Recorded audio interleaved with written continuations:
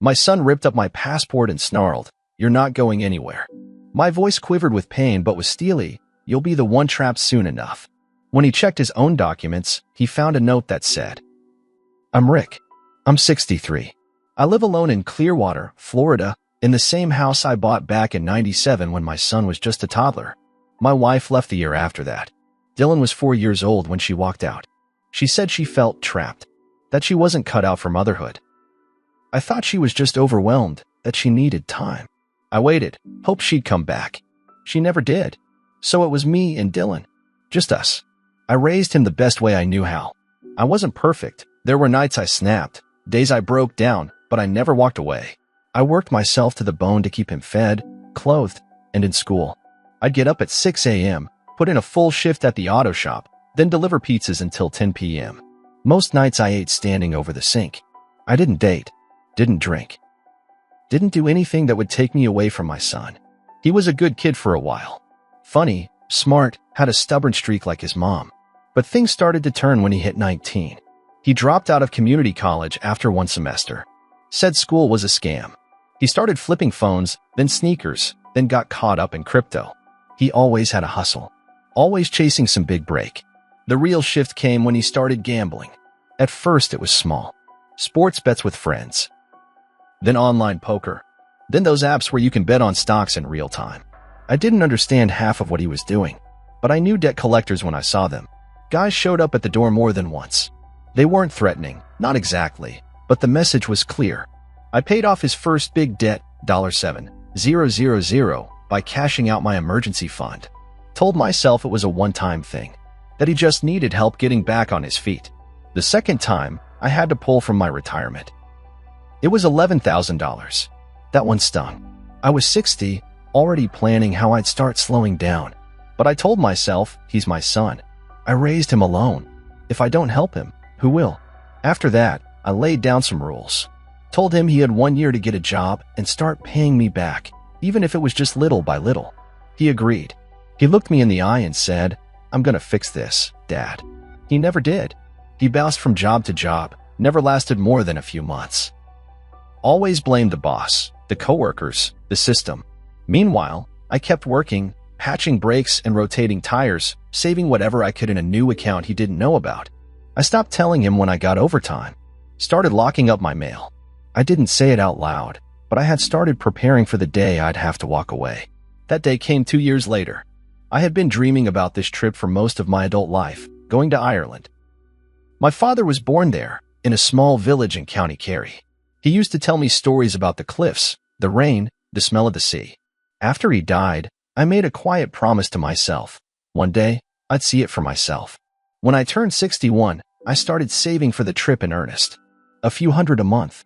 I renewed my passport, researched flights, even joined a Facebook group for older solo travelers. I planned the whole thing down to the day. I'd fly into Shannon, rent a car, and stay in a bed and breakfast owned by a couple my dad knew when he was a boy. I told no one, not until I was ready. 2 weeks before departure, I sat Dylan down and told him, "Listen," I said, "I've booked a trip. I'm going to Ireland next month. I'll be gone 2 weeks. He stared at me like I'd said I was joining the circus. "You're serious?" he asked. I nodded. "And you're just gonna leave me here?" "You're not a kid anymore," I said. "You'll be fine. The bills are paid up. I've left emergency numbers on the fridge." He didn't say anything for a full minute. Then he laughed, but it wasn't a warm laugh. It was cold, sarcastic. "Guess I know where I stand," he muttered. "Guess chasing sheep and sipping whiskey means more than your own son." I told him I wasn't going to argue, that I deserved something for myself after all these years, that it wasn't about abandoning him. It was about finally living. He walked out of the room without another word. The next day, I came home from work and something felt off. My backpack was on the floor, unzipped. My clothes were scattered. The drawer where I kept my documents was open. And then I saw it. My passport. Ripped. Torn into 4 jagged pieces and left on the counter like a dead animal. I stared at it for a long time. My chest went tight. I picked up the pieces and held them in my hands like I could will them back together. Then I heard the door to the garage open. Dylan walked in, wiping his hands on a rag. He saw me holding the passport. He smirked. "You're not going anywhere," he said. I didn't raise my voice. I didn't cry, but my voice did shake. It quivered with something deeper than anger.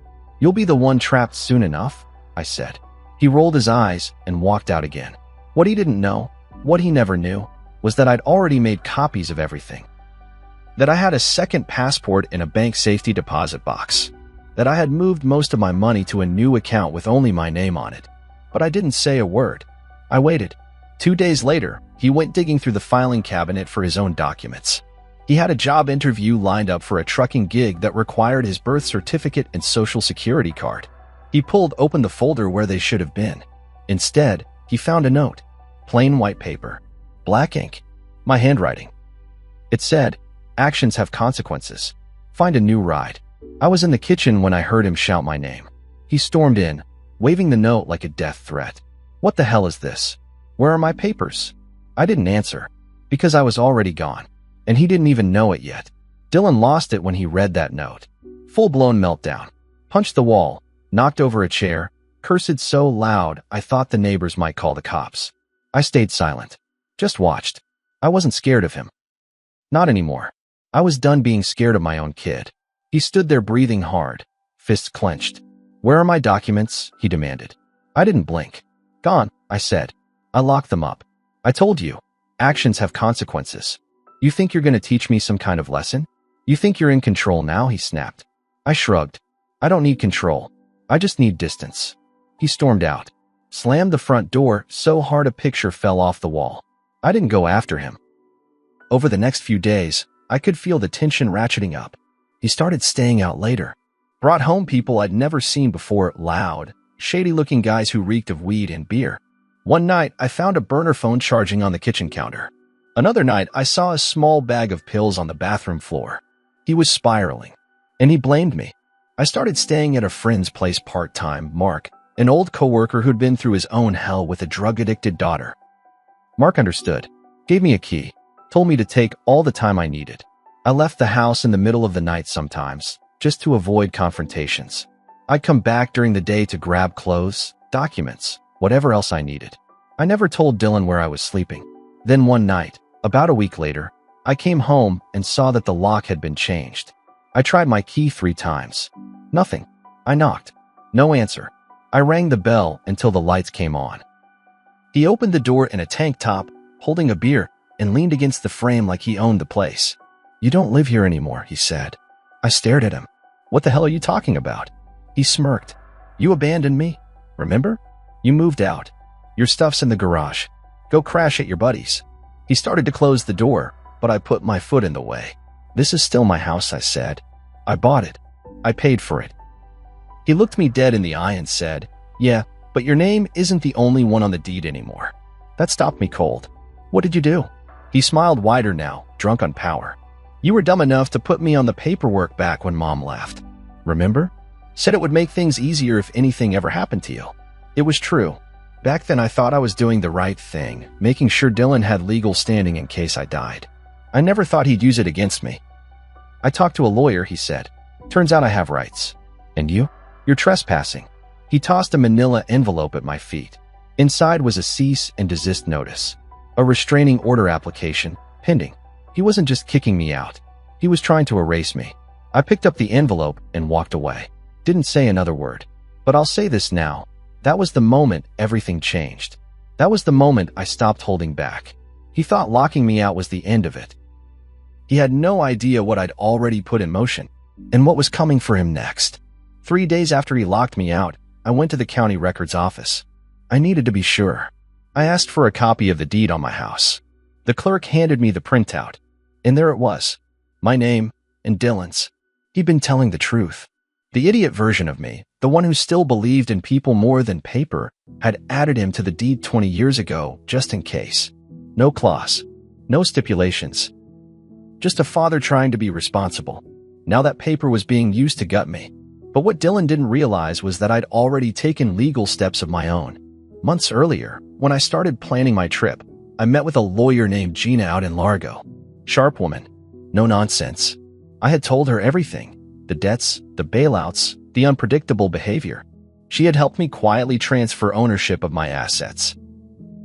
Bank accounts, personal property, even the small piece of land I inherited in Georgia, to a revocable living trust. with Dylan specifically excluded. More importantly, she had filed paperwork to challenge the deed on the house. Because while Dylan's name was on it, I had paid every mortgage payment, every repair, every tax bill. The house was still legally mine under equitable ownership, especially since he had never contributed a dime. It wasn't a guarantee, but it was a shot. Meanwhile, Dylan was unraveling faster than I could track. He drained the joint checking account, the one I had stupidly left open, for nearly $6,000. I hadn't touched that account in months, but I left it with enough to cover property taxes and utilities. He cleared it out and spent it in a week. Then I got a call. It was from a woman named Yvonne. She introduced herself as Dylan's ex, said they'd dated for a year, broken up last winter. "He gave me your number once in case of emergency," she said. "And I think this counts." I asked her what was going on.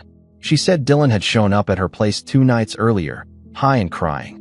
Said I'd ruined his life, that I'd cut him off and turned everyone against him. She said he was paranoid, talking about running to Mexico. Said he needed money to get fake documents.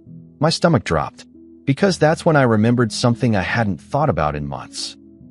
The safe in the garage. The one I kept locked with old records, a copy of my birth certificate, and stupidly, an original copy of Dylan's too. I had meant to empty it. I never did. He had his hands on it now. Yvonne said she told him to get help.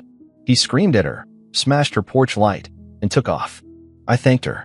Then I hung up and called my lawyer. "I want full removal," I said. "House, power of attorney, everything." She said she'd start immediately. But the next twist came sooner than I expected. That night, I got an alert from my bank's fraud department. Someone had tried to open a loan in my name using an address in Tampa. They flagged it because the phone number listed didn't match the one on file. I froze. I called the number they gave me. A guy answered. "Hello." It wasn't Dylan, but it wasn't a stranger either. It was one of the guys I'd seen at my house 2 weeks earlier, one of the friends Dylan had brought around. I said nothing and hung up. This wasn't just about revenge anymore. It was about survival. Dylan had dragged someone else into it. Maybe more than one person. They were trying to rob me, or frame me, or both. And they didn't know yet that I had already started talking to the police. The day I walked into the police station, I felt like a failure. 63 years old, working class, tired, and turning in my own son. But I wasn't doing it out of anger anymore. I was doing it because I knew where this road ended if I didn't stop him. And I'd be damned if I let Dylan drag me all the way down with him. I handed the officer my documents. Bank logs, loan application screenshots, a picture of the torn-up passport, my statement about the identity theft, and a list of known associates Dylan had brought into my house. I didn't ask them to arrest him. I just asked for protection. I wanted a record, something on file, something legal. My lawyer filed for an injunction that same week. Emergency removal from the deed, citing elder abuse and financial coercion. Gina had done her homework.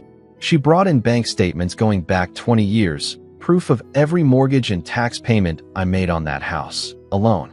In court, Dylan didn't even show up. Instead, he sent a court-appointed lawyer who looked like he hadn't been paid. She flipped through the papers like she was seeing them for the first time. Didn't ask questions. Didn't object. The judge ruled in my favor. I got the house back, but I didn't move back in right away. It had been trashed. Furniture smashed. Cigarette burns in the carpet. Empty bottles and food wrappers everywhere. The garage safe had been pried open, and every document inside was gone. But I didn't panic, because I had already put fraud alerts on everything. Froze my credit. Changed all my passwords. Talked to every bank I'd ever dealt with. Dylan's trail was getting thinner.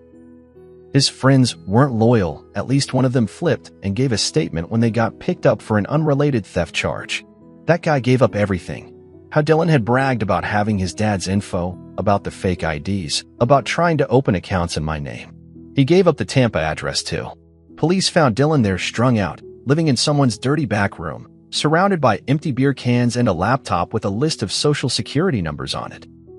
When they arrested him, he cried. He didn't fight, didn't resist, just sat on the sidewalk and cried like a little boy. He was charged with attempted fraud, possession of stolen documents, and identity theft. First-time felony, so they gave him a deal, rehab plus 5 years probation, with a warning that if he broke even one condition, he'd do time. I didn't go to the sentencing. I'd seen enough. I sold the house. Didn't fix it. Didn't patch it up? Just sold it as is to a cash buyer and took the hit. I packed my truck and left Florida for good. But I didn't go to Ireland. Not yet. Instead, I drove north to a small town in Tennessee, where I bought a modest little home with a porch and a fenced yard. Quiet street. No drama. Just space to breathe. I still think about Dylan. I still wonder how it all fell apart. Maybe I gave him too much. Maybe I taught him that no matter how badly he messed up, I'd clean it up. But I'm not cleaning anymore. The last thing I ever said to him was in a letter I left behind in the house. You tore up my passport and tried to cage me in. But you forgot. I've been building a way out for years. You wanted to trap me? You trapped yourself. I don't know if you read it. I don't care. Because for the first time in my life, I'm free. And this time, I'm not looking back.